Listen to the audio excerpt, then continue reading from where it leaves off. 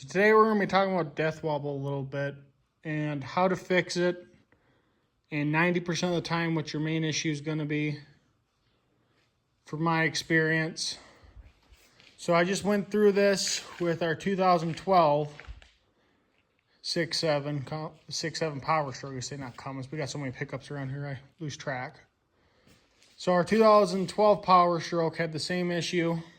Went round and round in circles. We replaced wheel bearings, ball joints, all the tie rod ends, all the front end U joints, steering stabilizer, everything. And all that stuff was worn out because of the use and abuse it had put on it. But it would be fine for a little bit, then also the death wobble would come back. It wouldn't be consistent, just every once in a while. Then over time it got where it was consistently doing it. Well, this one right here is a 2014 F350. And this one's got the death wobble now. And I'll show you here in a minute what it's going to be. So on these, 99% of the time, your death wobble is going to come from the track bar ball joint. I don't know why Ford set it up with a 5th ball joint under there, so it's a pain in the butt for you to change, but that's what they did. So I'll show you up in here, like with this one, the ball joint's out so far, it kind of messed with the steering alignment for some dang reason. Well, everything was perfectly straight, and now the steering wheel's crooked over. So I'll show you. I don't know if you can hear this, but you hear a little bit of play in there, but look at that tire when I jerk the wheel. Oh, can you see that? The axle, you can't really tell from the video, but you'll see the axle flex a little when I jerk the steering wheel before it turns.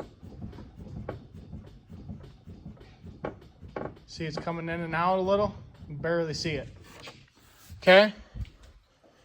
So that's an outward. You can look. That's something you can do from outside the pickup looking at it. Depending on how bad that track bar ball joint's out and that bushing's out, you might not be able to tell that way. But here's your track bar right here. This is a Moog replacement. This end has a bushing. You can look at here to see how good shape the bushing is on the new one, so you know what it's supposed to look like. It's curved. Then I got 2 options for ball joints here. So this is the aftermarket Moog. I think it's 0.06 oversized. So it's going to fit in that bracket down there on the axle titer. Right here's your factory Ford ball joint for it. You can see this one, the distance in between is a little bit shorter.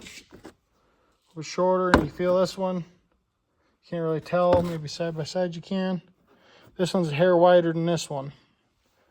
So on these ones with higher mileage and lots of use and abuse, what happens is on the axle, that collar that this presses into will wallow out just a hair. Or someone incorrectly installed one of these ball joints prior, it's going to be wallowed out a little bit. So you'll need to get this Moog ball joint, which Moog's better anyway. Comes with the snap ring, nut, nipple. We'll go right here. I'll flip that around for you. Right there is the part number. And here is the part number for the track bar.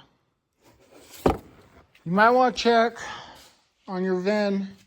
Some of these had a narrower frame than others. I don't know which ones they were. I haven't seen one yet, but so we'll crawl under here and I will show you where the track bar is and show you how you know it's bad. Okay, so you got your tie rod ends, drag link, and behind it, right on the axle there, see that? There's your 5th ball joint. Okay, you follow that up, there's your track bar. come up to here with this big bolt on the other side of the frame. You see a bushing. If you look at that bushing right there, that one's not terrible, but you can see it's a little worn out. Don't try pressing. You can get the new replacement bushing. Don't try pressing it and it'll go out 6 months later. I found that out from experience. And track bars aren't that expensive. I think it's like $100 for a track bar. Okay, I'll see if I can get the camera. Ooh, it's tight under here. Situated where you can watch this. Okay. So here's your track bar ball joint. Now watch this ball joint. This one is severely out. I literally can grab it, barely any pressure, and it bounces up and down. Right there is your problem. Your main issue. Right here is this ball joint. This ball joint goes out, you're gonna have the death wobble, and you're gonna be all over the road. Replace that ball joint, your death wobble's gonna go away. And I'd recommend replacing the track bar at the same point. This takes a little extra time, but not much. That bolt is another thing you're going to want to watch out for. So that is a big old bolt. You can see. You can get an impact on it. Buzz it out with that impact. But when you go to put it back together, there is a torque spec for that. And it's pretty important when it comes to this, because this is all that holds your axle from sliding in and out from underneath your pickup. If you take this bar off, your pickup can't even really turn. You'll try turning the steering wheel, and the axle will just slide to the left or the right under the body, and the body will just move back and forth. This is what holds the whole thing stable. But that, if I remember right, is a 425 foot-pound torque spec.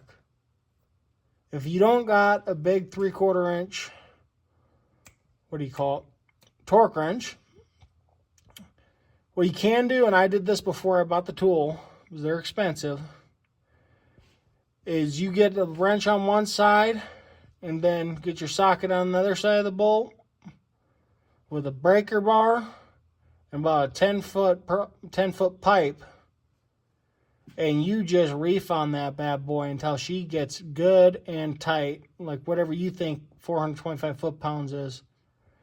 You want it good and tight. It took 2 of us on about a extra 5 foot breaker bar to get it done to where it was tight enough so it wouldn't shake anymore. So that's kind of the diagnosis, like how you diagnose what's going on with it. It's a pretty simple fix. You just need some basic tools, ball joint press, sockets, cheater bar, and yeah, those are some pretty big sockets for that, but still. Not going to be expensive. If you have tools around, it's going to cost you about $200, $250 to fix that death wobble. Instead of chasing around for all your tire out ends and everything, you want to check that first. I'll try to put a second video up of me actually replacing it. Maybe I'll tie it into this one. I'll let you know here, see what happens.